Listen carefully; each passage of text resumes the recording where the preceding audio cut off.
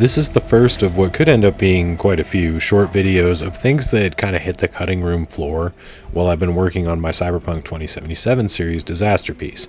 And with the layout of the series being chronological, the first episode is going to be the pre-launch development of the game, the second episode is going to be about the game's launch, and the third episode is going to be about the post-launch development of the game. It kind of didn't make sense to just stop at an arbitrary point and do a rundown of the history of patches, so I will just cut it together as a standalone video real quick here. I know that people could, while watching my upcoming videos, just look at the wikis themselves and try to figure out all the relevant information of which patches added what stuff, but not everybody's brain works that way, so here's a video with chapters where people can easily just reference what I'm talking about what the patches were when they came out.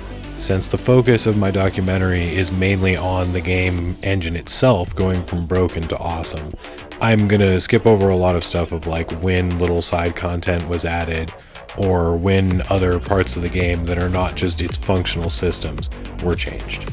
So kick back, enjoy this beautiful day one version footage of the game. And by the way, if you want to see me stream some of the day one version of the game, I don't think I'm going to do a lot of streams on this channel, but if that is something people would be into, I might schedule one ahead of time and people can just see me kind of fiddle around with it and see how broken it was on day one. Without further ado, let's get to it. Rundown of the history of patches and hotfixes of Cyberpunk 2077. Let's start with the game's Gold Master Edition, or what's available on the discs of the preload, which right away this is where things get way more complicated than you would think they would be, because there's actually different versions on different platforms and even different versions of the discs you got. So on PC it's the simplest, it refers to itself internally and on your saves as the 1.02 version, but it actually couldn't be played until you downloaded the day one patch 1.03, and then the exe would be updated to allow you to actually boot the game.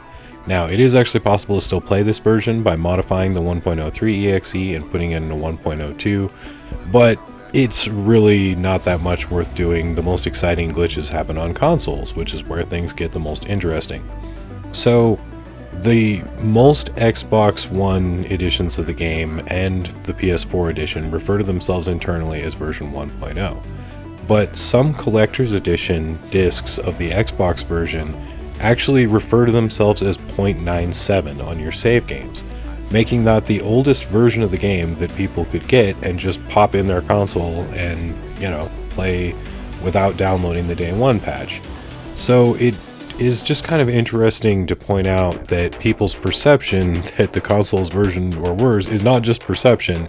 They actually were older builds of the game numerically, and it was pretty easy to see. Throughout the course of Disasterpiece, I'm going to say a lot of complimentary things about CD Projekt Red, about how they put in the work to get the game fixed and some of the clever solutions that they did to do that. But one of the really bad things that they did that made that necessary was this, allowing the worst version of the game to release on the least powerful system, which just exacerbates its problems and really created a lot of the bug reels that were floating around YouTube at the time of the game's launch. They really kind of brought it on themselves with that combination, and it really dictated the game's post-launch development for the first few months.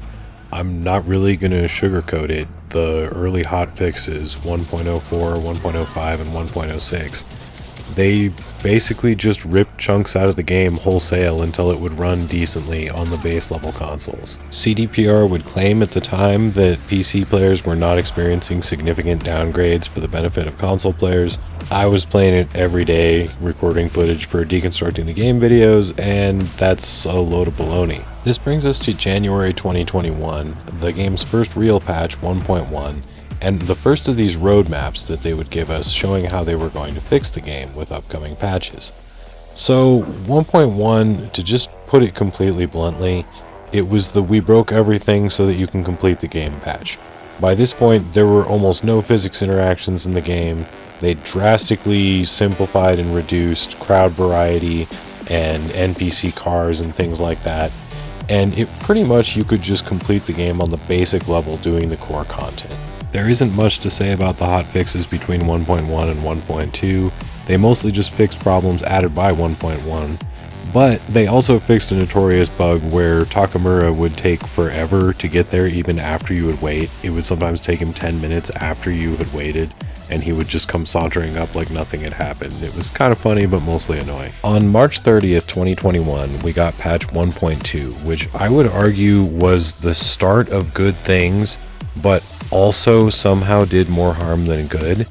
So the thing about 1.2 is it didn't really look that drastically different, but under the hood, as someone fiddling with the console and doing dumps of stuff and looking at what the game is doing, I remember going ooh and ah a lot and being like, ooh, wow, that was tight how it did that. I'm not used to seeing that from this game. And, you know, you could see that, but the problem was that CD Projekt Red started saying that things like the game is functional, you know, you can make it through from start to finish, people should come back and start trying it. And a lot of people did come back to the game, and there were still things like very little to no physics interactions in the game. NPCs were just as likely to stand on a chair as sit in it, so on and so forth. And so the game kind of just got a lot more ridicule from the mainstream audience who hadn't really been playing the game and paying attention to it as it got updated. And it didn't really seem like that major of an update. It had a huge list of little fixes and a lot of stuff that was really interesting from a technical standpoint. But the game itself, I mean, what can you say? When someone's doing a T-pose on a chair, it doesn't look like a good game. The hotfixes after 1.2 were pretty much more of the same, fixing new problems introduced, a few fixes to quests and things like that. But most notably to me, they fixed a bug that I'd been laughing about since early on, which I called the dick in the box bug.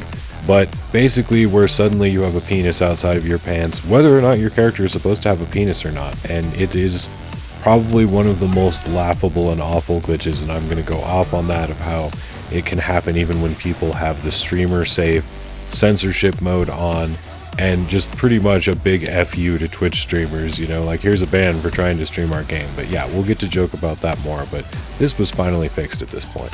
The 1.3 patch would bring us the first of the free DLC, a new roadmap, but most importantly, this freaking Hideous outfit for Johnny Silverhand. Maybe out there somewhere there's somebody who likes this. I've never seen anybody streaming the game using this outfit. I haven't seen any screenshots. I'm sure they exist out there. Sorry if I'm hurting someone's feelings besides CD Projekt Red. But the fact that we would want this as downloadable content for the game was one of the things that hurt the game's image. We were just like, is this an insult?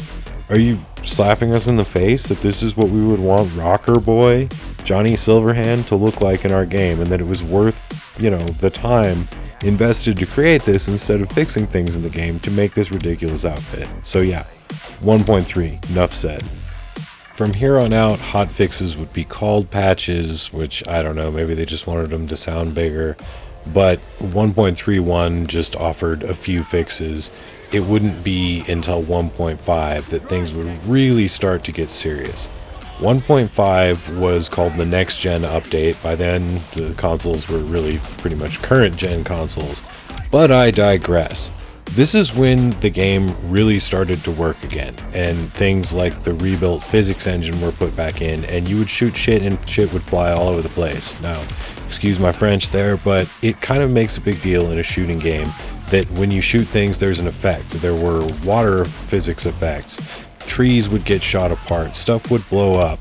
It really started to feel like a functioning video game again. People would use chairs. People would get in and out of cars. When you fired a gun off, people wouldn't just like run 2 feet and then crouch in the fetal position and scream. Overall, the game really started to look like it was supposed to at this point, and it finally had significant upgrades on the newer video game consoles that people had shelled out money for. And, you know, that's something that makes people happy with a new game that's supposed to be a tentpole release. When the new version consoles actually look better than the old ones, you know, that's kind of something people expect. So this update was a pretty big deal. As true as that is, let no documentarian ever tell you otherwise that Trigger's phenomenal anime Cyberpunk Edgerunners really started the comeback and victory lap tour of Cyberpunk 2077. The 1.6 update would be the Edgerunners tie-in update that introduced items from the show and a few little Easter eggs throughout the game. And to say that watching that anime made you want to get back into the game's world is an understatement. I mean, there were people doing things like listening to the popular tracks from the show on repeat over and over again while just walking around in Night City, thinking about how much they enjoyed that show. That kind of impact from a tie-in is something that, I mean, that deserves a documentary in itself.